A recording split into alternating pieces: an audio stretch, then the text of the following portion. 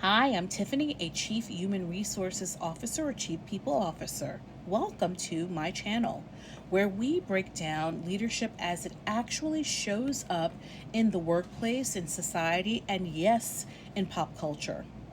If you are currently in a leadership role, aspire to lead, want to understand what happens at the leadership level, and enjoy a bit of entertainment, this is for you. So let's get started. If HR has to say no for you, you are not leading.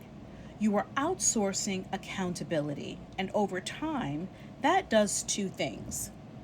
It weakens your authority and it signals clearly that you are not ready to be a leader. I see this across organizations at every level. Managers avoid difficult conversations. They hesitate to give clear direction, they delay decisions, and then they bring HR in to deliver their message, to say no, to enforce boundaries, to carry the weight of the decision they made and were responsible for making.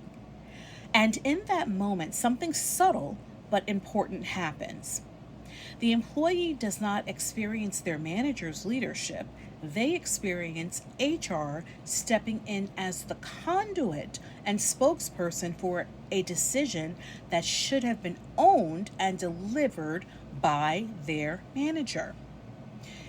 That is not a strong leader or a partnership with HR. That is avoidance.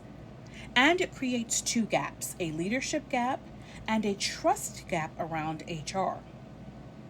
Now, while you may be comfortable with HR being your scapegoat, that choice sends a much louder signal about your effectiveness as a leader. Some managers say, "This is not me, this is HR." But what they mean is, "I don't want to be the one to say no. I do not want you to be angry with me." Strong leaders seek input, guidance, and coaching from HR.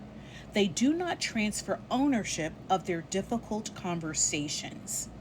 When HR delivers the message instead of the manager, the team is not able to understand the true context, the why, or what comes next. This isn't coming from my manager, this is HR. My manager is not empowered. This is where trust starts to erode, because this is not just deflection, this is disingenuous. You made the decision, but you did not own it. Either way, this does not build trust, it weakens it.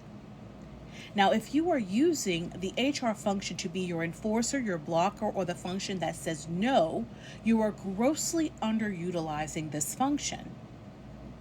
This positioning speaks directly to your lack of leadership acumen, and it perpetuates the perception that HR is not here for me. My manager cannot help me, when in reality, both are inaccurate. But leadership behavior has shaped that perception. Leaders require purpose, precision, presence, and accountability. You do not lead only when things are easy. Your leadership impact is developed in how you lead through difficulty. You lead when clarity is required. This is what I call couture leadership. It is intentional. Strong leaders deliver their own messages, stand behind their decisions, use HR as a strategic, consultative partner, not as an enforcer. That may look like saying, "I've aligned with HR and here is the decision." That is partnership. That is leadership. If your team only hears hard messages from HR, they are not experiencing your leadership. They are navigating around it.